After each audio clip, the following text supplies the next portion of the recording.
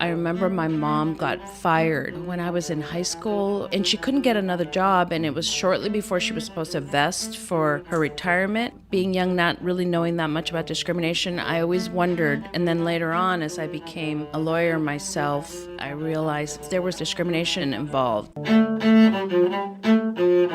For the Marin Council of Chambers, I'm Stephanie Plant. This is We Are One Marin. And today we sit down with Karen Carrera. She co-owns Workplace Solutions, where she trains and investigates discrimination in the workplace. Karen moved to the United States from Peru as a child and experienced her single mom's struggles to find a job and support their family. This makes Karen a sought-after lawyer who can counsel employers and employees in 2 languages. Join us for some continuing education as we learn how Marin works.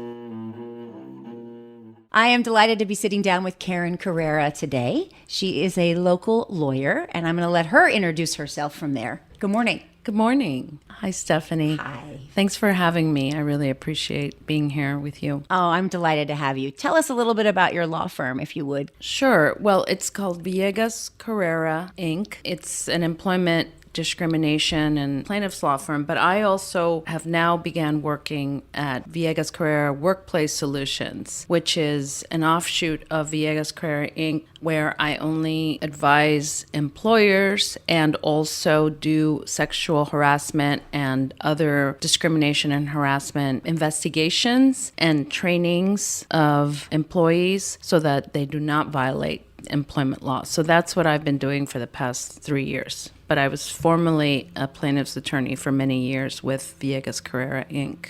And you said that there's 2 of you, both women? Yes, both women. It's a women-owned firm. My law partner is named Virginia Villegas. And we've been around for over 20 years. I have an office in the city, and I work only out of my Marin office here in Tiburon. That's great. Congratulations on being a woman-owned business. I think that's a great feather in your cap, I guess I'll say. Can you walk us through a typical case that you might take on? Sure. So in the past, before I became solely a workplace investigator and trainer and DEI consultant as well, I used to file lawsuits on behalf of workers, complaints in court for workers who had been discriminated against or harassed at work, or maybe not paid their wages correctly, not paid overtime. And most of my clients were immigrant, low-wage workers who hadn't just, been taken advantage of at work. That was with me, with my plaintiff's hat, and I did that for over 25 years. And then approximately 3 or 4 years ago, I began doing the investigations. And so now what a typical case looks like is that an employer or company contacts me and says, hey, someone at work has complained that they are being discriminated against because of their gender or their race or their sex or their sexual orientation, or they've been harassed or they're being bullied. And then I come in and I investigate as a neutral investigator, and I meet with all the parties. I meet first with the person who complained, the complainant, and then I meet with the person who is accused, and then I meet with any witnesses or people who could corroborate either side. And then I write a huge report about like the Cuomo investigation comes to mind, where I tell the employer, this is what I think happened and who I think is credible and why I think they're credible, and this is what I think happened at work. And they use that report to take some kind of action, discipline, terminate, or counsel the employee. So that's what a typical case is like. Or a training, like I'll come in and do a sexual harassment prevention training for 100 employees. I'm bilingual, I speak Spanish. I'm an immigrant myself, I'm Peruvian, so I can do these trainings and these investigations in Spanish, which is a huge plus because there's so many Spanish-speaking workers in California. Yes, and I would imagine that brings you a lot of business. And I enjoy it. I feel that it's really rewarding too. Are you traveling most of the state then? Yeah, especially before the pandemic, I was going everywhere, all over California. Now I've been able to do a lot of my trainings on Zoom and even do the investigations, even interviewing the witnesses and the complainant, the accused on Zoom. So I haven't had to go that far anymore, but I'm willing to go. Now that things are opening up, I'm willing to go back if they need me, especially for training. Sometimes the trainings are good. I'm sure much better in person. And speaking of in person, we are sort of sitting on a big shift in the workplace where a lot of people had to go home. Certainly essential workers maybe did not. But as we migrate back to offices, it seems like not as many people are within the vicinity of their HR department or even the water cooler walking down the hall. Are you seeing shifts in any office discrimination issues or any equity issues? That's a really good question, Stephanie, because during the pandemic and the consulting with employers, and I've noticed that I get just as many calls for investigations and trainings in response to complaints of harassment and discrimination during the pandemic, even though things were closed. And also because a lot of the workers that were out there working were essential workers. A lot of them were low-wage workers who had to work. And there's definitely the white-collar workers or the exempt workers in offices. Maybe they were working remotely, but not everybody. And that's not necessarily your clientele. I have been asked to investigate some workplaces where it's not with low-wage workers, but because I speak Spanish and that seems to be my niche, I have been asked mostly to do investigations with low-wage workers and Spanish-speaking workers. Yeah. You mentioned a little bit ago speaking Spanish and being an immigrant yourself from Peru. Can you talk a little bit about that experience? When did you come to the United States? Well, I don't want to say the date because it would make me super ancient. So I'm just going to say that I came a long time ago.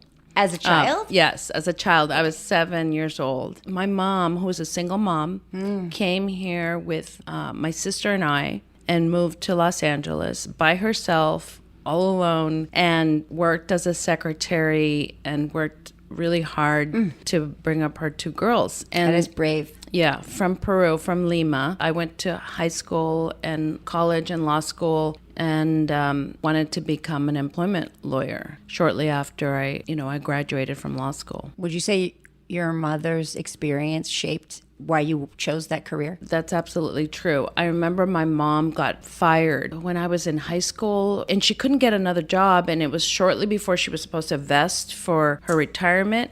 And I remember always thinking, I wonder, being young, not really knowing that much about discrimination, I always wondered. And then later on, as I became a lawyer myself, I realized there was discrimination involved because she was Latina and she spoke with a heavy accent and she was about to vest in her retirement. So it did have an effect on me, as did her telling me, people make fun of me at work because of my accent. And then just going to law school, I remember I became very politicized coming to San Francisco and going to law school here. I started to see how people were being treated at work, and I think it sparked my interest for sure. And you graduated from Loyola Marymount in Los Angeles and then came right up to law school after that in San Francisco? Right, at Hastings, yeah. You witnessed some discrimination. Did you ever experience any of your own? I recall, more like microaggressions. People would say, "Where are you from? I detect an accent," or because of where you came from, you probably, don't get it because you were from a village, in Peru, right? And I'm like, no,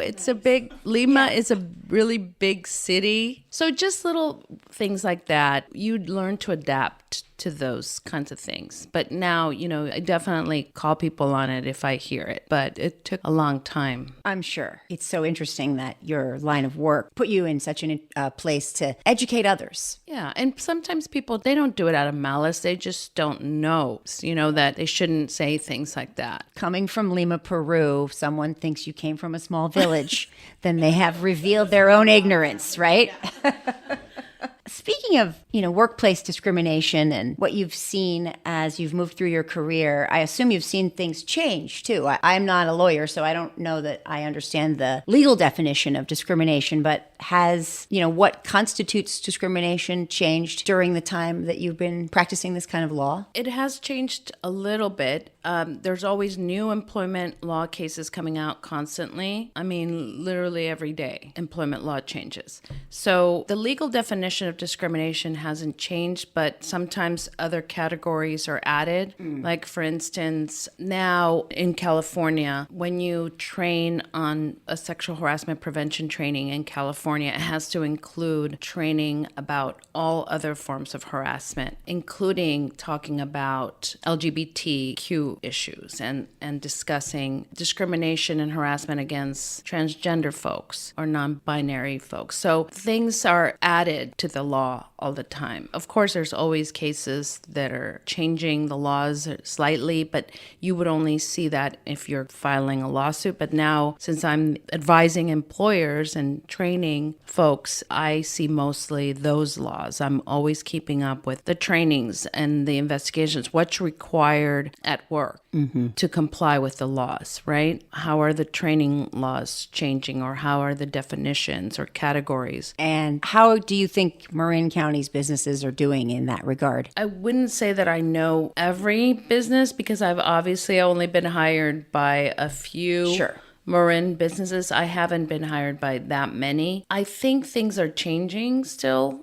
I think things are getting better. I know I've been hired by a few Marin companies where there was a big need for training, where there was discrimination and harassment at work. And I also do a lot of DEI stuff too in my work, diversity, equity, and inclusion. And I sit on the DEI task force here in Tiburon. So I do have to consult with employers about how to make their workplaces more equitable and what that looks like, and keeping an eye on DEI as your goal. How's your experience been participating in the task force? Have you been able to affect some change? It's been fantastic. First of all, I work with a great group of people on the task force. Everyone's really committed and passionate about the work. I mean, we just went through interviews for DEI consultants, and I sat in on the interviews. It was a great experience to pick a DEI consultant, and that person is then going to do a big audit, a climate study of the hiring practices in Tiburon, and then hopefully make some suggestions as to what the town can do to increase its diversity, equity, and inclusion. That's great. Yeah, a lot of cities and towns are doing that, which is wonderful, right? Yes, and then I think at the county level, and it just has to keep going up, right? Right. No, it's a reckoning. It's great. It can only help. And people are more aware that they have to look at their workplaces under a DEI lens. They have to look at diversity, equity, and inclusion, and try to hire people that will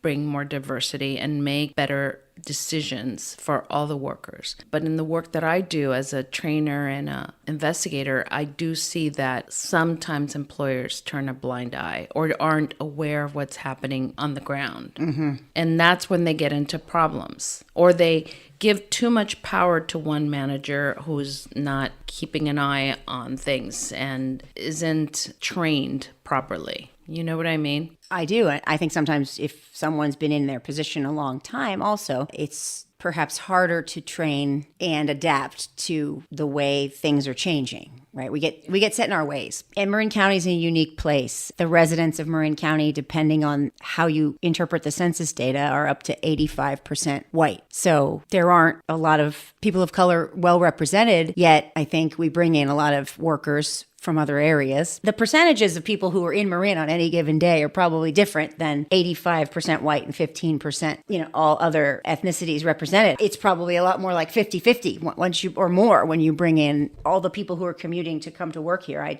Businesses probably need you. Yeah. Something that comes to mind is some employers will hire, like, for example, they'll hire a Latino manager because they figure, okay, he or she can speak to the workers, right, in Spanish. But sometimes the managers are actually not properly trained. So even if, let's say it is a diverse hire, but the manager isn't properly trained.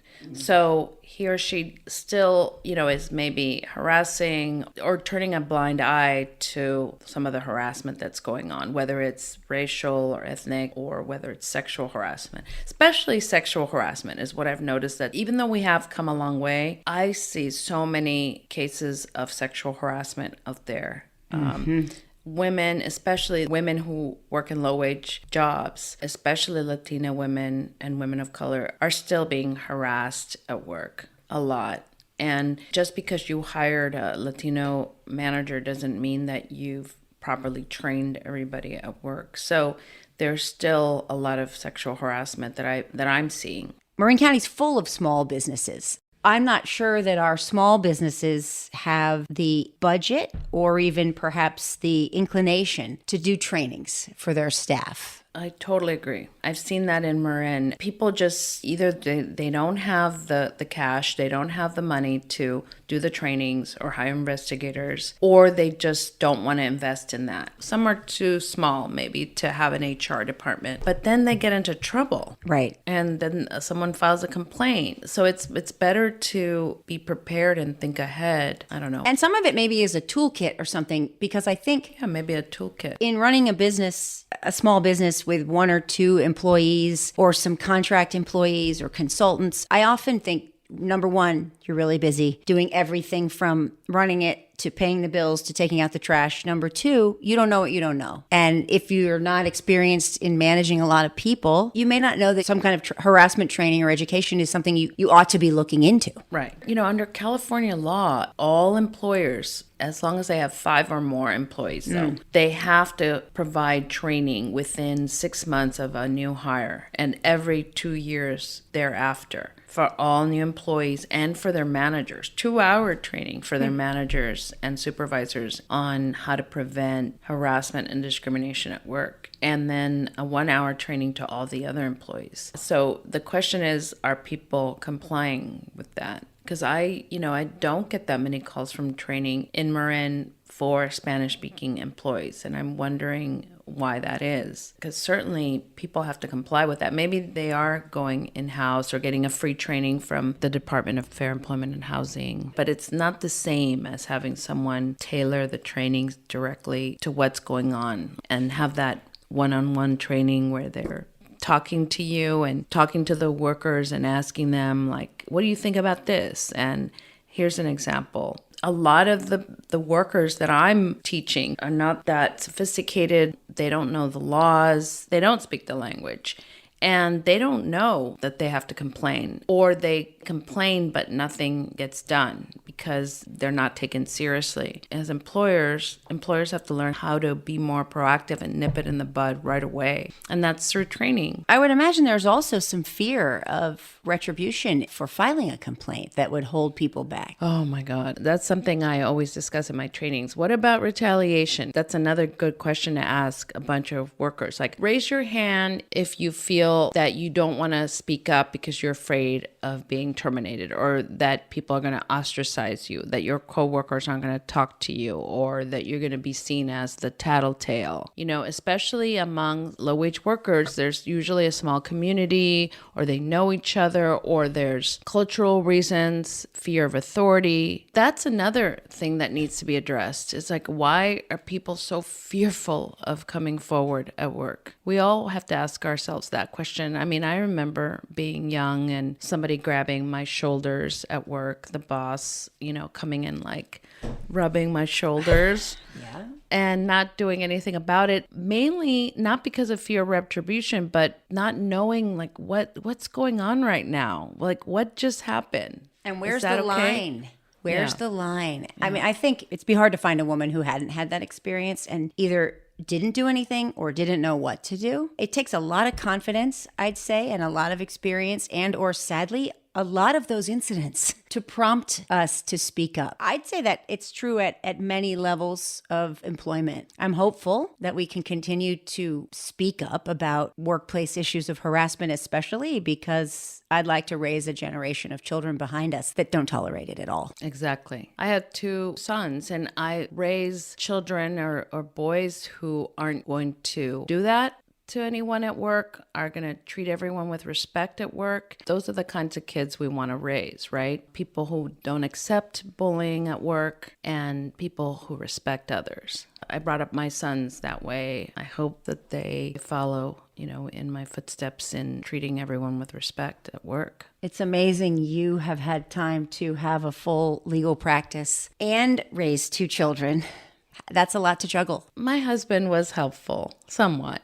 No, don't let him hear me say that. No, he was very helpful. And luckily I had my mom around too when I worked full time. I don't know how, you do it without help. Community. And, yeah. If you had any piece of advice for employers and employees, what would it be? Well, for employers, I would say consider hiring an HR consultant or someone that can help you if you don't already have one. Make sure you comply with the laws. I know it's tough in California because there's a lot of laws. Just don't put your head in the sand. Be aware and be proactive. That would be my advice to employers. To employees, I think I would tell them they should not tolerate being harassed or discriminated at work, and they should tell someone. But I realize at the same time that it's very hard to do that. But they should try to work with their employer first. They should go to the HR department or to their supervisor, and put something down in writing so that it's not just word of mouth. It can only help, I think, because of some of the issues I've mentioned, Yes, absolutely. Well, I thank you very much for not only for your professional work, but also for the work that you do where you lend your time. Thank you again so much for joining us today. It's so good to be here, Stephanie. I really enjoyed our talk. Thank you so much for the opportunity Thanks, to Karen. be with you. Thank you.